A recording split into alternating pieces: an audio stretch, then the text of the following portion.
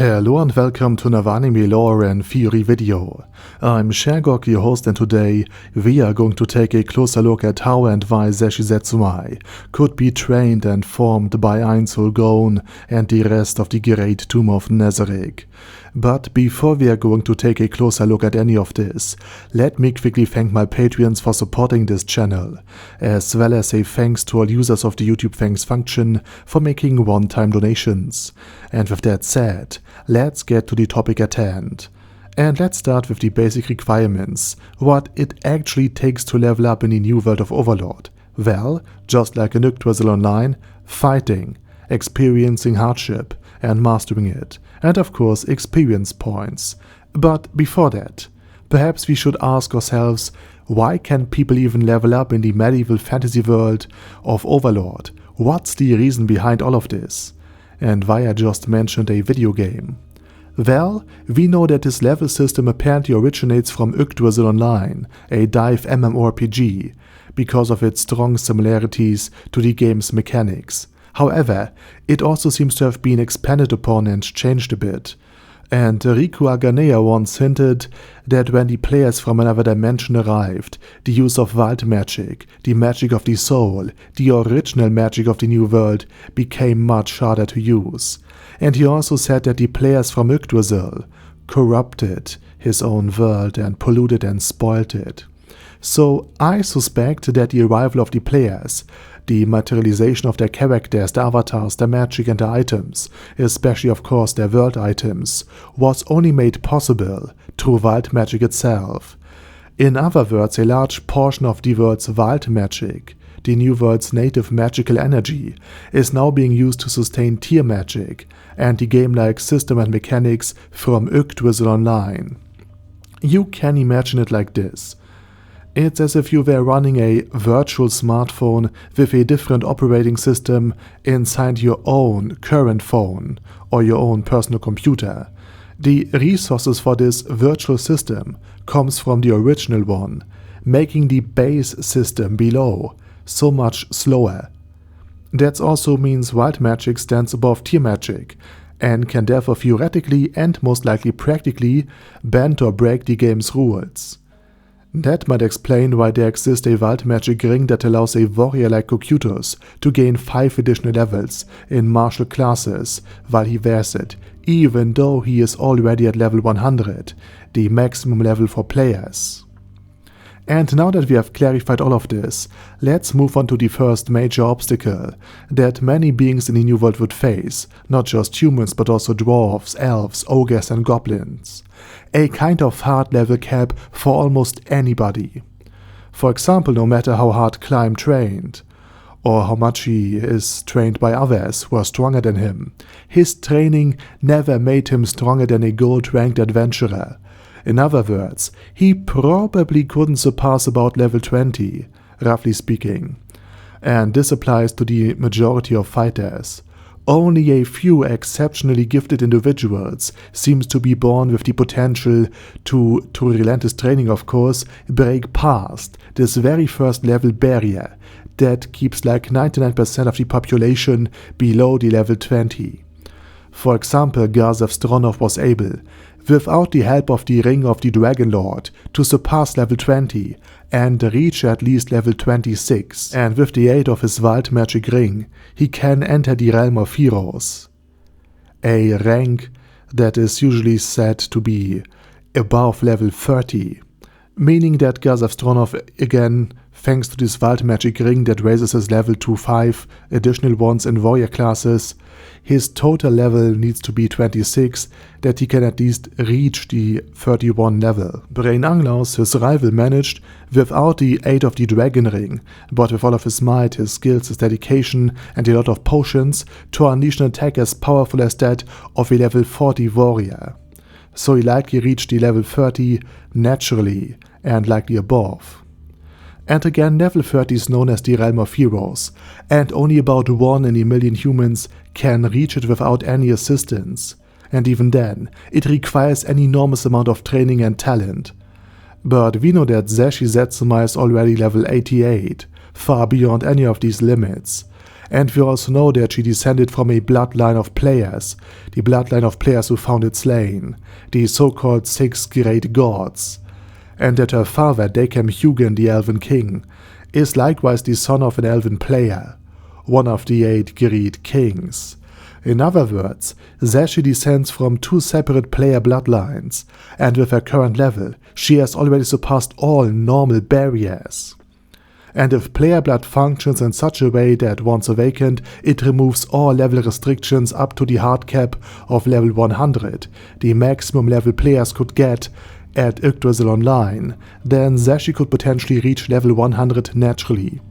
However, if reaching that final level requires pure, 100% player blood, and since the captain of the Black Scripture, who is also a godkin, seemingly is stronger than Solution Epsilon and Lupus Regina Beta, but not nearly as strong as an unarmed and unarmored Chaltier Bloodfallen in her Blood Frenzy mode.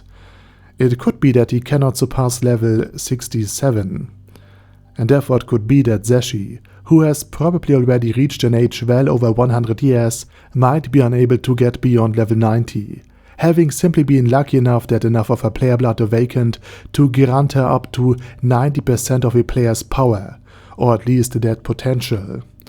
And in the first case, Ainz can obviously just let Zesshi continue to train normally, without any issue. But in the latter one, Ainz would have to find a way to break her level cap first. And you might be wondering now, would Zesshi even be accepted in the Great Tomb of Nazarick, for whatever reason? And I think there are several possibilities for that. In fact, I've already made a separate video on this topic, link in the description, assuming I don't forget it again. And this video all explains why Zesshi might join Nazarick and under what conditions. So yes, there's a definitive possibility that Ainz will train Zesshi, or at least accept her. If not as a member of the Great Tomb, then as a tool of it, and as a citizen of the Sorcerer Kingdom.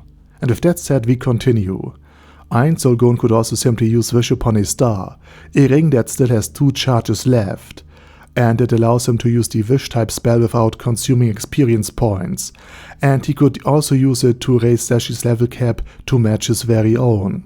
And since we're only talking about the difference of around 12 levels, it's likely the ring could manage that, possibly even without consuming any charges at all. Alternatively, Ainz could search the new world for individuals with a talent that would naturally raise the level cap by at least 12, and then use magic to transfer that talent to Zesshi Zetsumei as well.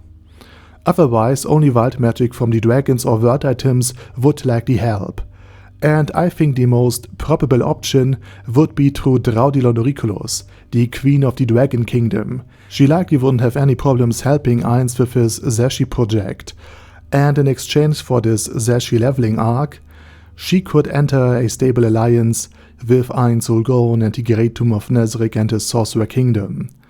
And she'd probably only need a few 100,000 souls to power this spell that she needs, but considering that Ainz plans to attack and likely crush the Theocracy of Slain in a massive all-out campaign, and that Mara's world item, Avarice and Generosity, has already absorbed a large number of experience points, thanks to the battle on the Cuts Plains, it shouldn't be a problem to get that many sacrifices. If not, then Ainz would simply need to take some prisoners, but even in the worst case scenario, it should still be possible to break her level limit with enough dedication. And that leads to the next question. How would Ainz proceed from here? How would Zesshi be trained? And what methods or tools would be used in her training? And the first item we will look at is, let's call it a friendship ring. It looks like a steel ring, a choker, a collar, and basically it is one, but it affects only the experience points gained and the level stats. It is not a true leash, not a true collar, nothing to actually subjugate people. And I know it might still sound a bit convenient to bind Zesshi to Nazarick in this different way, but the ring really does work exactly as I have described. It ups the experience points gained, but in exchange one's own stats are lowered only for the duration that this item is equipped. And both the lizardman who trained on Nazarick's 6th floor and Ainz himself, when he fought in the amphitheater against Team Foresight, which by the way might be the most ironically named team in all of Overlord, have used this item. In other words, with this training gear, Zesshi will gain experience significantly faster, and in my opinion one of the main reasons she hasn't reached level 100 yet is simply the lack of worthy opponents. Anyone above level 10 or 20 is already rare. And if you ever played a Pokemon game as a kid, you probably let your starter Pokemon defeat everything, simply because it was the easiest strategy. So easy that even AI in early games used it to play through the story in, for example, Red and Blue, and I think Gold and Silver was also done by AI by now, even though it had taken like 50 hours. But even then, your Charizard probably never reached level 70 or 80, because over time, your opponents became far too weak compared to your own level and the amount of experience points required for each new level, and it just became too much, too massive. And most enemies in those games, at least in the second half, are usually only around level 30 to 40, with some reaching 50 and if you select one, 60. And remember, in the new world of Overlord, only 1 in a million people will reach level 30. Now if you also consider things like sleeping, eating and the fact that Zesshi serves as the guardian of her ancestors' legendary artifacts, and spending her times more with Rubik cubes rather than fighting, and that Platinum Dragonlord likely used diplomatic pressure to prevent her from being deployed offensively, then Zesshi has had almost no opportunity to fight opponents at level 30 or 40, which explains why even after a century she still hasn't reached her maximum level. And in the Great Tomb of Nazarick, however, where there are numerous creatures at level 100 and plenty of healers capable of quickly restoring Zeshi's health to basically full potential, especially considering that there's a ring which grants her infinite stamina and even potions with the same effect, it shouldn't be a problem at all to train Zesshi nearly 24 hours a day. And her main challenge would most likely be her traumatic childhood memories and her relationship with her mother, but that's a topic for another day. In battles against superior opponents, such as Cocytus, Mare, or Pandora's Actor, she would likely be able to reach level 100 within weeks or months. So the question that remains is, what does Ainz gain from all of this? After all, yes, Zesshi of course is powerful, but Mare is stronger than her, and many others in Nazarick are as well. Not to mention that Ainz commands legions of the undead, numerous high-level entities within Nazarick, and over 100,000 pop monsters. Trash tier beings, but again, quantity is a quality of all of its own, even if they don't exceed level 30. And of course, he is the Sorcerer King. So why would Ainz even want to train Zesshi? And the answer, in my opinion, lies in her skills. Zesshi possesses the ability Psychometry, meaning she can use the skills of anyone whose armor or items she wears. And because of that, her character build is somewhat chaotic, yet incredibly versatile. Still, the ability to use both ein Harrier and the goal of all life is death is absolutely insane. And therefore, for instance, Ainz could have her wear Ulbert Elaine Oddle's cylinder head and train her until she could eventually use this most powerful spell of his, Grand Catastrophe. Or he could give her Touch Me's equipment, that of a world champion, allowing her to use World Break or Dimensional Slash. In other words, Zesshi could learn up to 12 additional, completely overpowered abilities from within the Great Tomb of Nazarick, and from the strongest beings within it, and perhaps even inherit the abilities of Rubedo, the strongest being in Nazarick, and Albedo's younger sister. She could also take on utility roles. For example, she could learn Auriel Omega's teleportation skills, allowing her to act as a substitute in those very functions, so that the Pleiades sisters could be deployed in their Seven Sister formation during battle. And of course, if Ainz wanted to fully harness her abilities, he might need to retrain Zesshi from scratch, resetting her level as much as possible and then rebuilding her character build properly with a more fitting build. In other words, Ainz has very good reasons to train Zesshi and to optimize her character, as long as she remains aligned with Nazarick. And with that said, now it's your turn. What do you think about the topic of Zesshi, her skills, her abilities, her training, and her immense potential, given how much equipment Ainz has of his friends that is still left? Let me know it down in the comment section. And while you type, I say thank you very much for watching, and thanks to all of my Patreons for supporting this channel.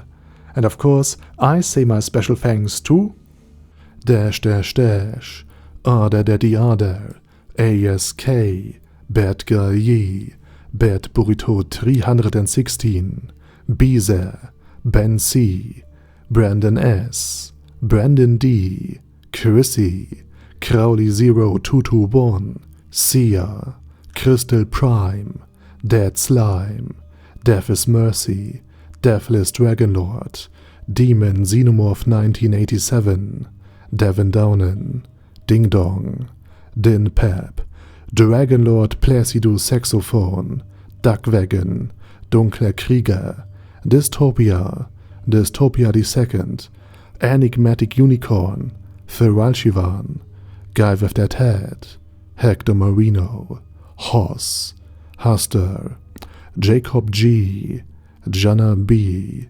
Jason, J. Morris, Chromius, Kyle R, Lee K. Long, Legendarius, Le Louche Britannia with a Mustache, Lexus Fox, Lord Nishikian Rai, Lord Touch Me, Loverazer, Merowek, Mr. Shoes, Mr. Tweaker, Michael R, Michael Y, Nope, Oh Hell No, Normal Toad, Oh Kill, Overlord General Gasper, Paddy Pentum, Personage, Ruru, Primus 11, Rhinomere, Q&A Caracos P, Shergox's Daddy, Shadow Lightning Wolf, Shrine Keeper, Sir Axolotl, Super Tier Magic Batista Bomb, Supreme Cheese, Staris, Ted, Texas Deer, The Orc Warboss, Rocket Smasher,